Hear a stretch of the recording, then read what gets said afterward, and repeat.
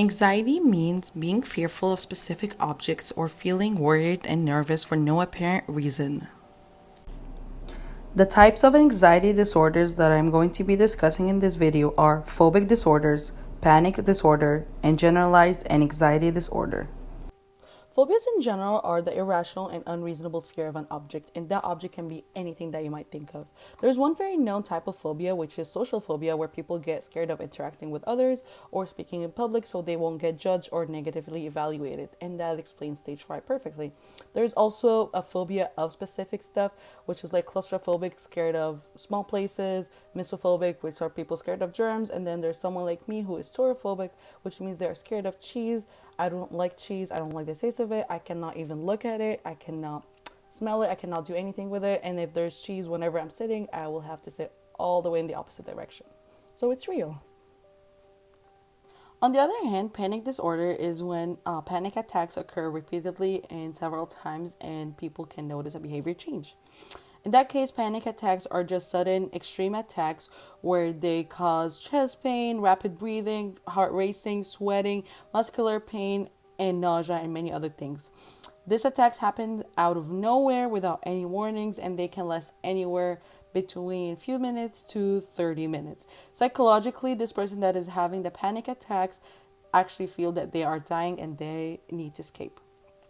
Right now, we're going to be watching a video about how a person that is having a panic attack feels. Oh my god, it's happening again. My hands are clammy.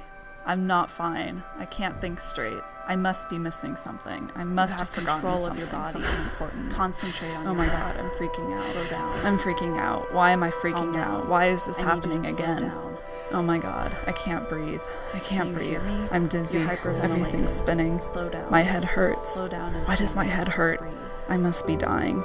It's Somebody too late. help It me. must be too Anybody, late. please. Someone help me. I'm drowning. dizzy. I can't breathe. Everything's I must be spinning. drowning. I can't not feel dying. anything. Why can't But I you feel need to slow anything? down. Oh god, You're I'm not dying. But you need to slow down. It's okay. You're fine. You're fine. You're going to be all right. And the last anxiety disorder I'm going to be discussing in this video is generalized anxiety disorder. And this disorder is characterized by excessive worrying and fear about a range of topics, including children, money, school, and many things. The people that have this disorder can have trouble sleeping and eating, and they can even experience some physical pain like abdomen pain, headaches, and many other things.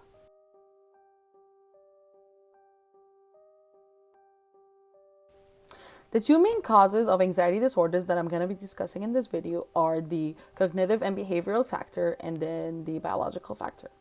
First thing in the behavior and cognitive factor are magnifications, which when people make situations seem to be more dangerous and dramatic than they actually are. Second one is all or nothing, which makes people think that if they did not perfect something, then they are absolute failures. Third one is overgeneralization, which when people jump into conclusions without any supporting data. And that's exactly what my friend did when he failed one physics test and then he thought that that's it. He cannot go to med school. He cannot be a doctor just because he failed one test out of the thousands he's going to take. And the last and fourth point in behavior and cognitive factor is minimizations, which when people don't reward themselves for their success or minimize their significant achievement that they have done.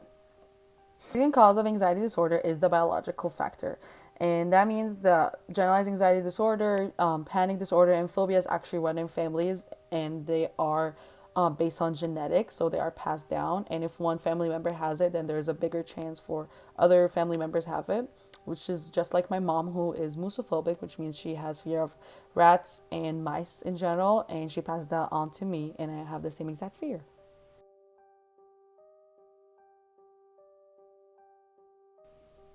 The two types of mood disorders that I'm going to be discussing in this video are major depressive disorder and bipolar disorder. The first mood disorder that I'm going to be discussing is the major depressive disorder. And that happens when a deeply depressed mood comes on fairly suddenly and it seems to be severe for the circumstances, or it happens without any cause for this sadness. People suffering from this type of disorder, they often feel depressed and sad. They take little or no pleasures at all in any of the activities they're doing. They usually feel tired. They either sleep too much or have trouble sleeping, and they experience weight and appetite change. And lastly, they always feel excessive guilt or worthlessness. Also, some people with this disorder, they can suffer from delusional thinking and experience some hallucinations. And most of these symptoms occur on a daily basis, and sadly, they last for the better part of the day. The second mood disorder is bipolar disorder, which occurs when a person experiences periods of mood that can range from severe depression to manic episodes, which are periods of excessive excitement and energy. There are actually two types of bipolar disorder. The first one is called bipolar 1 disorder, in which a person may experience periods of the mood at the two extremes, and sometimes the individual may only experience mood that spans from normal to manic, and they may or may not experience the depression episodes. On the other hand, bipolar 2 disorder is when spans of normal mood are infused with episodes of severe depression and episodes of hypomania, which is a level of mood that is still elevated, but it's a level below the full mania, so it's less severe, and the people experiencing that are less energetic. Let's take a look at this video that explains what does bipolar disorder manic episode feel like.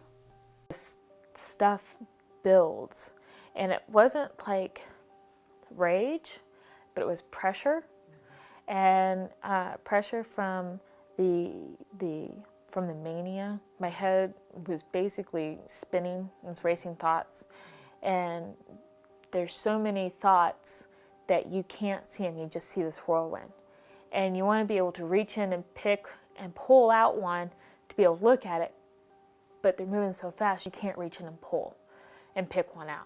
And so you have this whirlwind, and this whirlwind, as it goes around, much like a tornado, creates pressure. My ears felt full, feel like this pressure is leaking out of my ears, and it's starting to go down to my neck, and I thought, oh my gosh. And of course, as this is all going on, I'm getting more and more anxious. I was getting frustrated and getting mad. As I'm driving down the street, I thought, I need music, because I'll transfer my energy through music.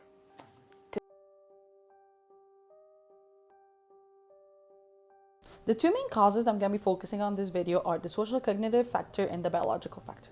The social cognitive factor states that depressed people continually have negative and self-defeating thoughts about themselves, which depresses them even further.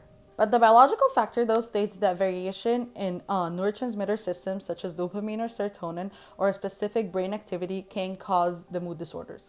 Also, genetics play a huge role in this because a mood disorder can share a gene and these can be inherited.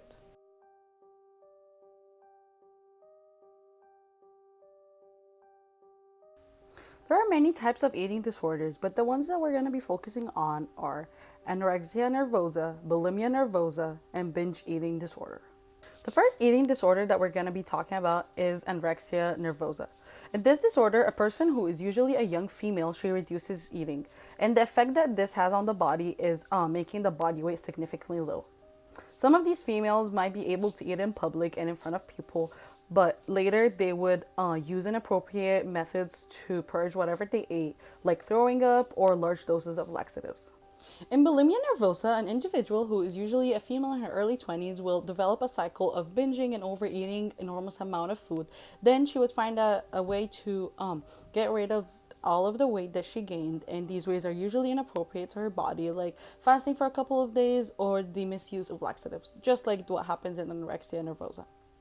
And the effect that this has on the body is just to maintain a normal body weight. The third and last eating disorder that we're going to be talking about is binge eating disorder. In this disorder, an individual will binge eat similar to bulimia, but individuals will not purge whatever they ate, so they will keep the weight. And this has a really negative effect on the body because it leads to weight gain, which might lead to health issues in the future. In this picture, we can clearly see the effects of each eating disorder on the body. In anorexia nervosa, the body weight is significantly low. In binge eating disorder, the girl is eating without purging the weight she gained. And in bulimia nervosa, the girl is binge eating and then throwing it up. And as we all can see, females are the ones mostly affected with these disorders. And that concludes our video for psychological disorders. Thank you guys so much for watching, and I hope you enjoyed it.